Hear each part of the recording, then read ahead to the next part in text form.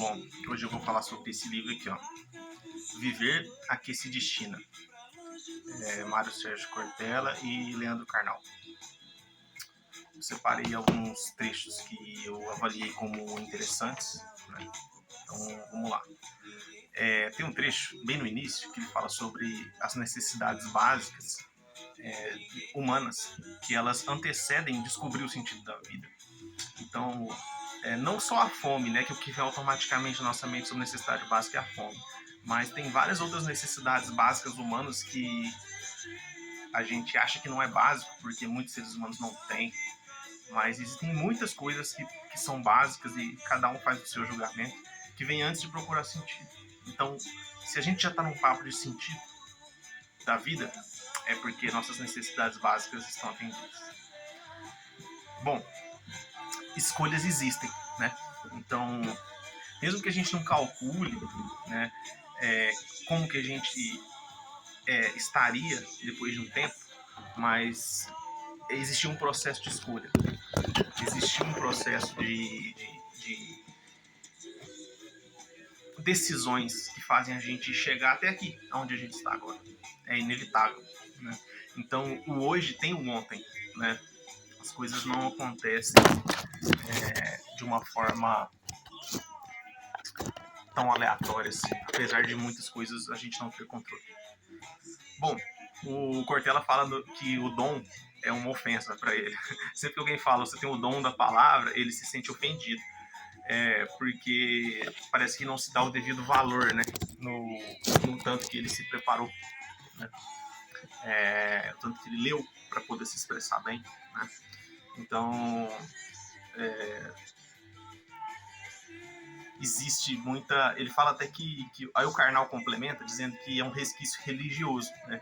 Que a religião trata as coisas como vocação, né? Como os escolhidos, né?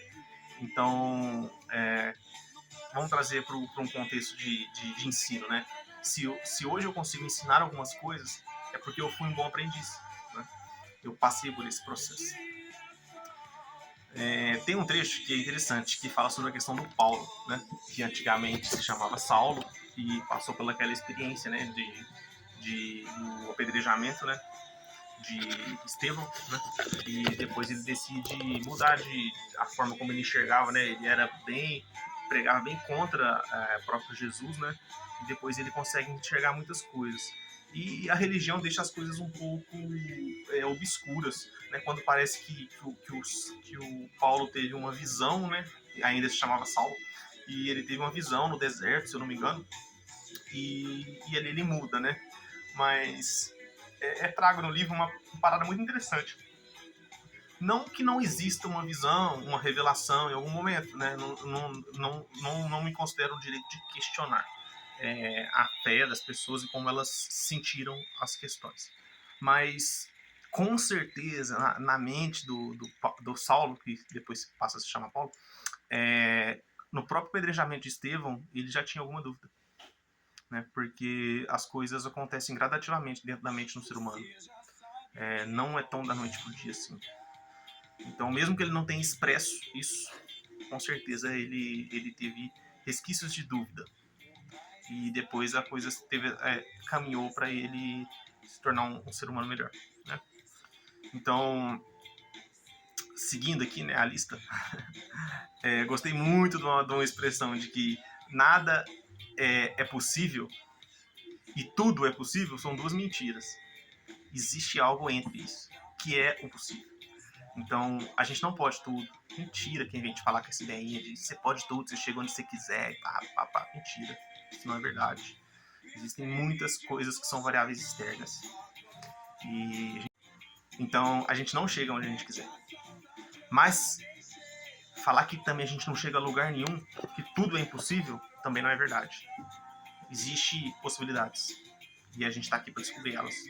E para caminhar nelas. Né? Então, tem um momento que ele fala sobre a vaidade humana, que o importante é onde a vaidade te leva. Não é se eu sou vaidoso ou se eu não sou vaidoso, porque todo ser humano tem seu grau de vaidade. Né? Então, mas aonde que essa vaidade está te levando? Né? Essa é a pergunta. Né? Então, ele dá até o exemplo de Marta e Maria, se eu não me engano, né? Que uma delas trata Jesus com muito cortejo, né? De questões se não me engano, lavar os pés dele, ou os cabelos, algo assim desse tipo, não me lembro dessa passagem muito bem. E a outra, ela era uma trabalhadora nata, né? Ela queria estar sempre servindo, sempre sendo útil, né? Quem é o problema aí? Ninguém. Cada pessoa na sua onda, né? Cada pessoa na sua forma de servir, né? Então não existe eu, e elas entram até em atrito, né? Por essas questões, né? Mas e ele deixa claro que ele respeita o momento de cada pessoa. Bom, tudo bem confiar que a inspiração possa existir, mas confie na transpiração. Foi um sábio conselho, né, do livro, que é isso. Pode vir uma luz, uma inspiração, alguma coisa, mas a transpiração, o que a gente faz todos os dias, né, como a gente empenha, né, nosso tempo, nossa energia, é onde a gente tem controle. Pessoas nos acusam por suas próprias dores. Isso é muito forte, né?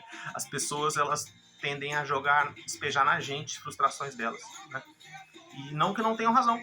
Tem coisas que elas nos apontam em nós que elas estão corretas. Mas isso vem de frustrações pessoais, muitas vezes. Então, é inútil a gente ficar tentando repetir caminhada, sabe? Mesmo que quando a gente admira alguma pessoa, a gente tem que adequar aquilo para nossa realidade. E não fazer igual às pessoas, mas fazer como eles fizeram no nosso cenário. Principalmente porque temos variáveis externas que são outras pessoas. Seguindo, então. Não controlamos os ventos, mas orientamos as velas. Parece meio clichê, mas a pegada é essa, né? A gente nunca sabe como as coisas vão vir, como as coisas vão acontecer, mas a gente pode direcionar essas turbulências. Bota fé? Tipo, levar elas a nos acrescentar. Toda escolha implica perda. Né? No livro ele até usa um trecho que quando a gente escolhe alguém para se relacionar, a gente negou outras 7 bilhões de pessoas. Né? Então, e aí eu faço uma reflexão aqui minha. A gente sempre acha que perdeu mais do que ganhou. Mas é normal isso. Por quê? Humanamente falando, a gente vê mais coisas que dariam certo se a gente fizesse outra escolha do que coisas que dariam errado se a gente fizesse essa mesma escolha. Então é muito mais fácil projetar glórias que não tivemos do que projetar tropeços que não tivemos. E atualmente os tropeços nos afetam diretamente. Então a gente projeta glórias que não tivemos e os tropeços nos batem. Enquanto as glórias atuais a gente deixa passar, a gente não presta muita atenção, porque tá dando certo. Então o que dá errado ressalta na nossa mente, e o que daria certo ressalta na nossa mente. Foda. Bom, cuidado para não se tornar um monstro ao lutar contra monstros. É uma frase de Nietzsche, né?